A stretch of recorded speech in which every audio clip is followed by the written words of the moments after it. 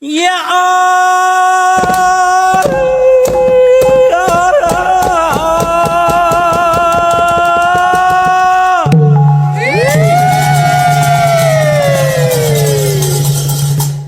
រុមយៈឆយ៉ាំវត្តព្រៃវែងឲ្យសបាយដល់កកឋិនមកដល់ទៀតហើយយៈអើយយៈ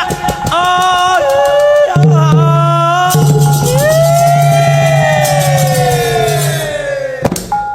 ដូវកឋិនតាមវត្តអារាមនៃពុទ្ធសាសនាបានមកដល់ទៀតហើយពិសេសវត្តព្រៃវែងយៈអូ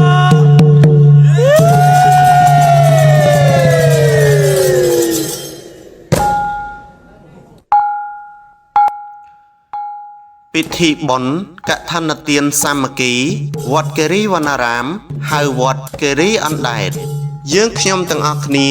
ជាអាចារ្យគណៈកម្មការព្រមទាំងពុទ្ធបរិស័ទចំណុះជើងវត្តចិត្តឆ្ងាយបានមូលមតិគ្នាជាឯកច្ឆន្ទផ្ដួចផ្ដើមជាអង្គឋិនទានសាមគ្គីដើម្បីដង្ហែទៅវេប្រគេនចំពោះព្រះសង្ឃដែលគង់ចាំព្រះវស្សាអស់ត្រីមាសនៅក្នុងពុទ្ធសីមាវត្តគិរីវណ្ណារាមហៅវត្តគិរីអណ្ដែតដែលស្ថិតនៅក្នុងភូមិគិរីអណ្ដែតឃុំទ្រាស្រុកតាំងគោកខេត្តកំពង់ធំវេប្រគេនដល់ព្រះសង្ឃដើម្បីក្រាបក្រងតាមពុទ្ធានុញ្ញាត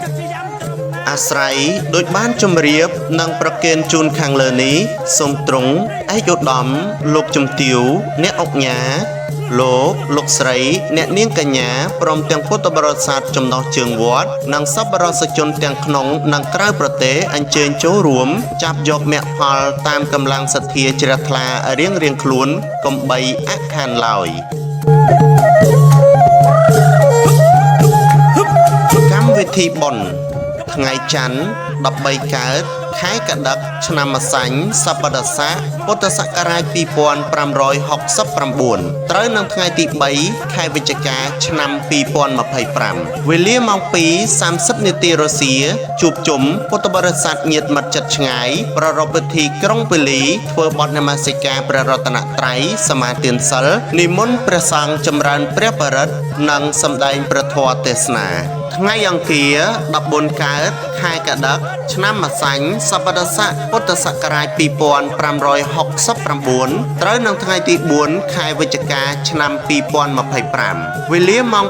7:00 នាទីព្រឹកប្រគេនជាគូចំពោះព្រះសង្ឃវេលាម៉ោង 10:30 នាទីវេផតហាប្រគេនចំពោះព្រះសង្ឃវេលាម៉ោង 12:30 នាទីថ្ងៃត្រង់ដង្ហែអង្គឋិនទានបតិសិនព្រះវិហារ3ជុំនិងវេអង្គឋិនទានសាមគ្គីប្រគេនចំពោះព្រះភិក្ខុសង្ឃធ្វើកិច្ចក្រាក្រងនិងពហុទេវាឆ្លងដើម្បីអនុមោទនាទទួលយកផល្លានិសង្ឃទាំងអស់គ្នាបញ្ជាក់ប្រារព្ធពិធីកិច្ចក្នុងបរិវេណវត្តគិរីវណ្ណារាមហៅវត្តគិរីអណ្ដែតឃុំទ្រាស្រុកតាំងគោកខេត្តកំពង់ធំសុខោបញ្ញស័កឧច្ចយោកិរិយាសន្សំបុណ្យរមែងនាំមកនៅសេចក្តីសុខ